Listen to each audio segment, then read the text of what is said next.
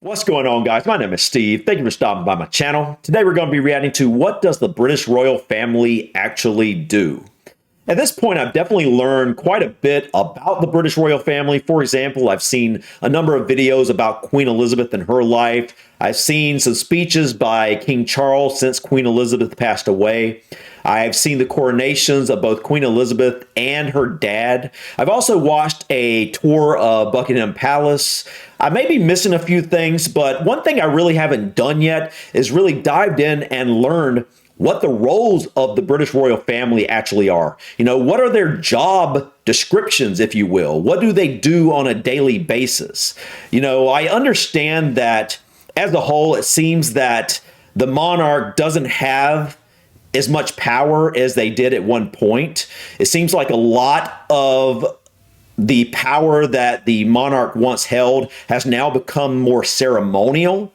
I do know that, you know, the queen or king definitely still holds quite a bit of power. And I know that they are ultimately the head of the military, you know, and things like that. But really, I don't really know what these people truly do on a day-to-day basis and what their job titles or job descriptions would be. So anyways, guys, I came across this video and I thought this would be a great way to go ahead and explore this and kind of learn what the British royal family does. So anyways, guys, let's go ahead and check this out. Though they do enjoy unimaginable privileges, being a member of the British royal family isn't all fun and parties. They also have actual duties to perform. These various tasks and responsibilities keep Queen Elizabeth II and her family busy. But hey, living like a royal means working like a royal. So, today we're going to take a look at what the British royal family actually does. Ever since she became queen in 1952, Elizabeth II has been something of a royal workhorse. Unlike some of the weirder and lazier royals in history who may have ignored their responsibilities, Queen Elizabeth completes all of the duties expected of a British monarch on a daily basis. That's one thing that I have learned, and that is that Queen Elizabeth took her position as queen very seriously. And I really have the impression that she was like almost like a workaholic or almost a perfectionist with her duties, so to speak.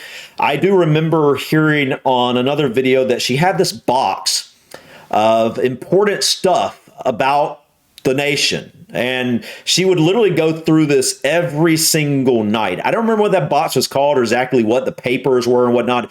I just remember it was described as something very impressive. That she did this every single day. Maybe someone in the comments knows the box I'm talking about. I believe it was a little red box, but anyways. And she takes her work very seriously. From attending events to conducting tours abroad, these various jobs show how members of the royal family work as a form of public service. The Queen, however, isn't the only royal who has work to do. Her husband, Prince Philip, helped shoulder some of her responsibilities for decades. Their children, Prince Charles, Princess Anne, Prince Andrew, and Prince Edward, also take on royal duties full-time, as have some of the royal grandchildren, including Prince William, Duke of Cambridge, and his brother Harry, Duke of Sussex. Boy, oh boy. I don't remember how old this video is. I'm thinking it's probably about 4 years old. I'm not 100% sure. Obviously, the titles and stuff are outdated, but I'm just sitting here seeing Harry here and Andrew, for example. And granted, I haven't really looked into those two very much. I just know that there's a lot going on behind the scenes with them. Yeah, and so I know a whole lot has changed, not just with the titles of these people, but like with the way the public perceives some of them. Yeah, I do need to look more into Andrew and Harry specifically because there is so much going on and I really haven't dived in and learned about it. I just happen to see headlines on newspapers or on magazines about Harry all the time, about him having some books and I don't know, his wife and him leaving the UK. I don't know. I don't know anything really about it, but I just know that supposedly there are some troubles within the family, if you will. It's good to be the Queen, but despite what many think, members of the British royal family don't just sit around all day doing whatever they want. They're actually expected to do stuff, but what kind of stuff? Well, royal labor usually means attending a wide range of functions, from public charity events to private meetings, openings, and just about everything in between. The Queen has always undertaken a lot of these engagements personally, but she's not the only one that... Yeah, like I can't remember what it was, but I remember a video I watched about her. It was really impressive, the amount of days that she literally was working per year. I think it was like, she was like 93 or something at the time, right? And it was so impressive. Like, she was working something like 250 days a year or something.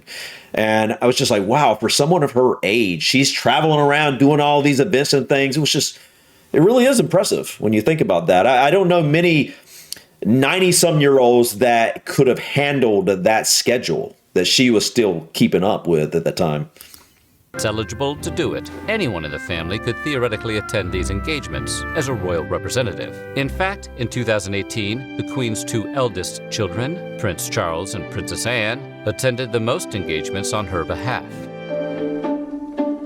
To officially open Parliament every year. Okay, I've heard that.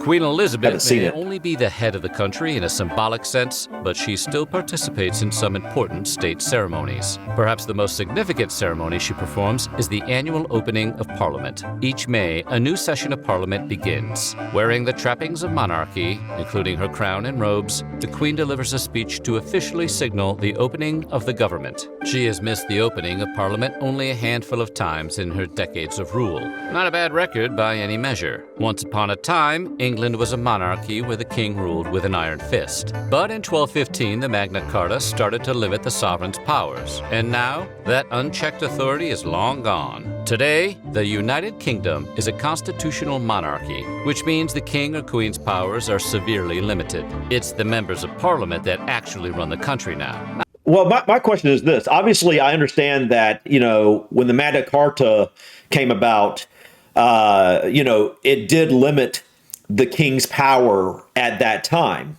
But I have the feeling that over time since then, it's been, the powers have been lessened and lessened and lessened since then as well.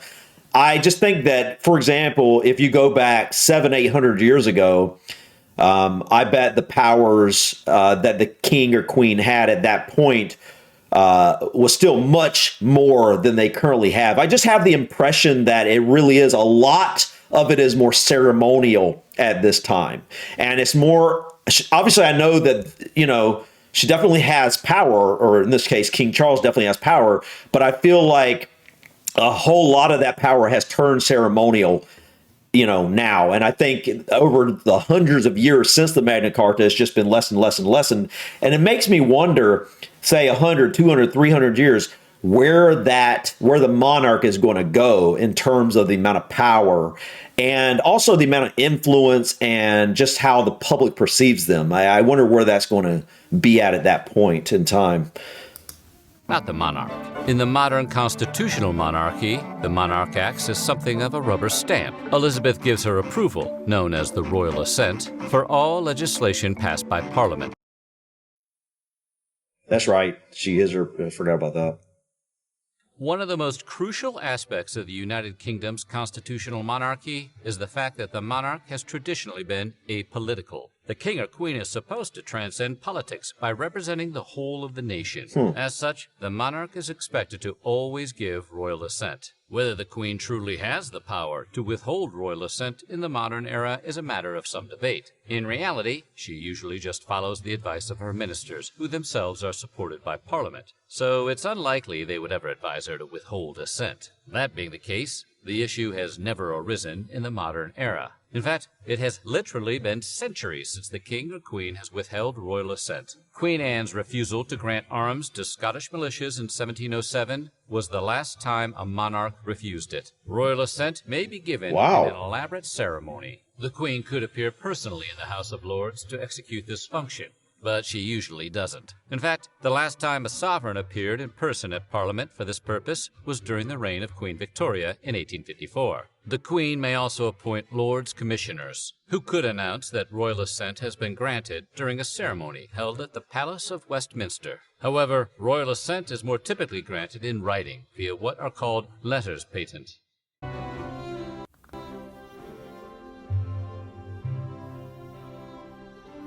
Royals also need to be able to throw a good party. Tens of thousands of people turn out for events hosted by the Windsors. In fact, the royal family estimates that they host around 70,000 people annually for various official functions. One of the biggest series of 70,000 they host?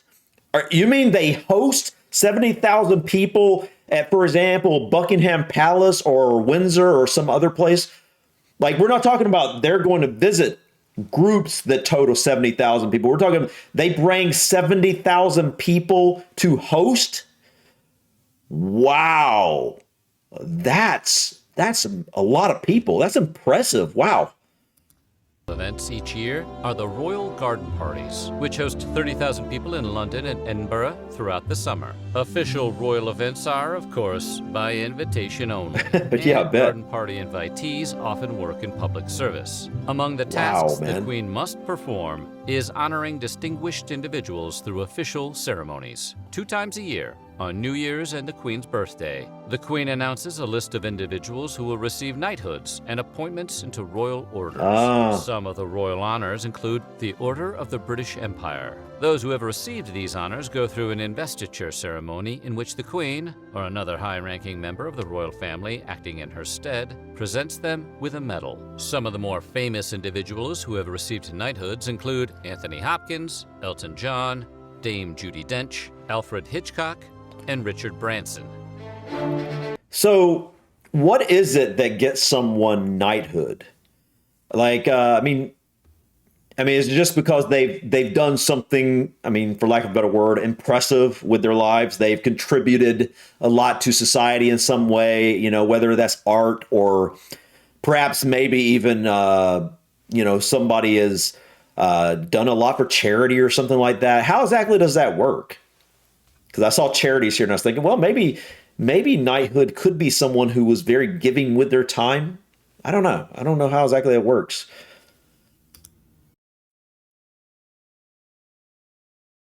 3,000 charities. One of the most meaningful roles members of the royal family have is to act as patrons of charities. Each high-ranking member of the family chooses a variety of charities to patronize. Being a royal patron means being a kind of spokesperson and PR representative. The royal family member's name brings valuable exposure to the individual charity. The Queen alone has helped raise over £1 billion for charities. Wow. Royal family members usually patronize charities that reflect their interests. Catherine, Duchess of Cambridge, majored in art history at the University of St. Andrews, and now patronizes a number of arts organizations, including London's National Portrait Gallery. Prince William, Duke of Cambridge, is royal patron to Tusk Trust, formed to conserve wildlife and promote education and community development across Africa, and Centrepoint, which aims to provide housing and services to homeless youth.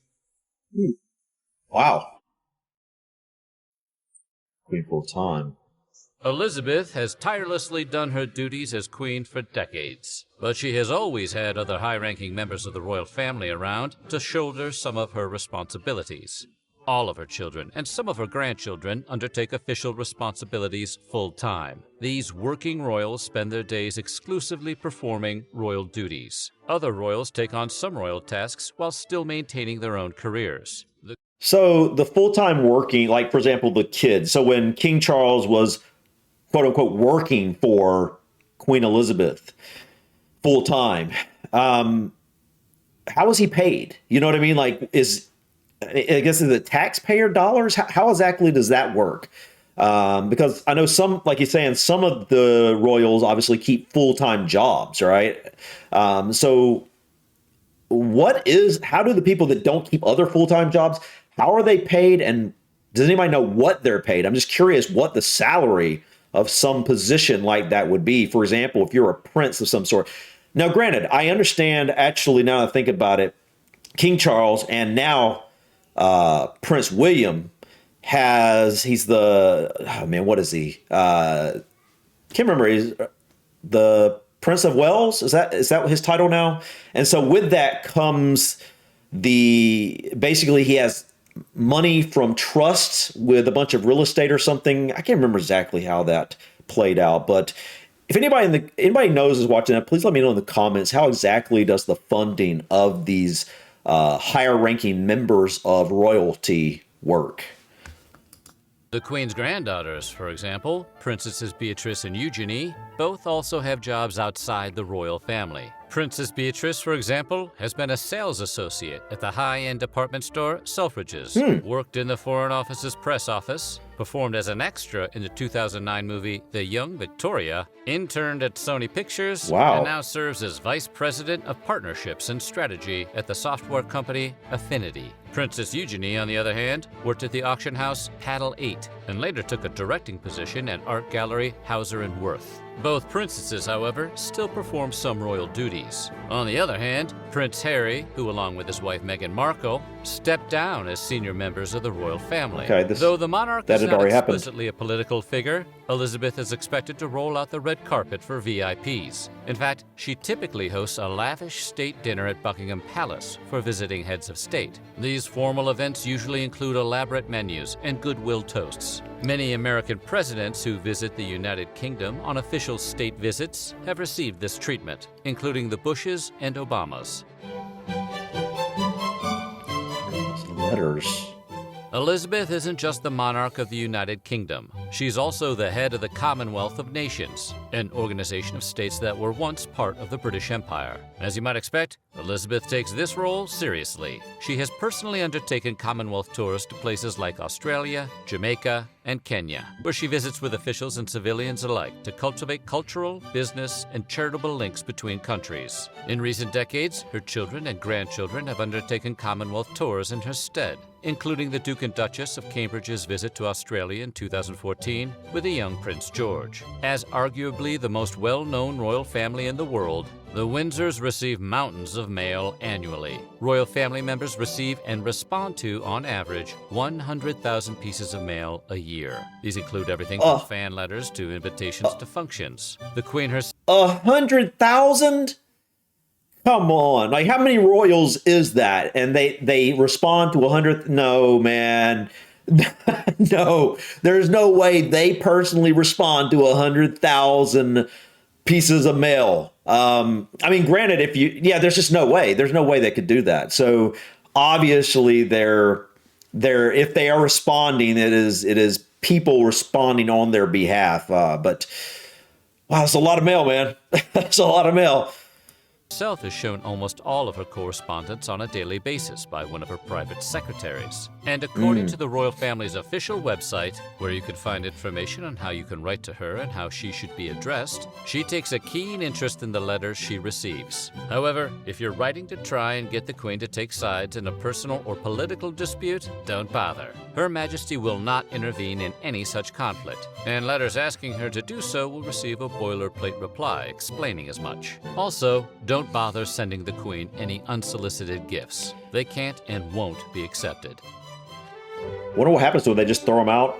I guess, I know they couldn't give her to her because of danger. Queen Elizabeth maintains residences and palaces throughout the United Kingdom. She doesn't always get to enjoy them as much as she'd like, because her royal duties often take her abroad. By 2015, she had made no fewer than 265 overseas visits. She's not the only one. Wow. Other members of the royal family have conducted overseas trips, which are sometimes political in nature. In the wake of the United Kingdom's vote to leave the European Union, the Duke and Duchess of Cambridge, in particular, have been recruited to visit European nations and conduct a so-called charm offensive. The goal has been to offer goodwill and smooth over Brexit tensions. We'll see how that works. So what do you think? How much would you like to be a British royal? Let us know in the comments below. Wow, guys, I think the number one thing that I take away from this video is just how busy Queen Elizabeth stayed through her entire reign. And especially as she got older, it was really impressive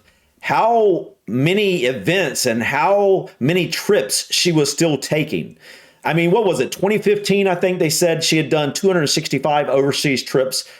That's impressive, man. I mean, it really is to think of getting on a plane that often and flying somewhere. You know, one thing that that stuck out during this video was seeing Harry a few times on here and knowing now that the relationship that he has with his family is so strained. Again, I don't really know too much about it, but this video, seeing him reminded me that I kind of want to learn about what's going on there.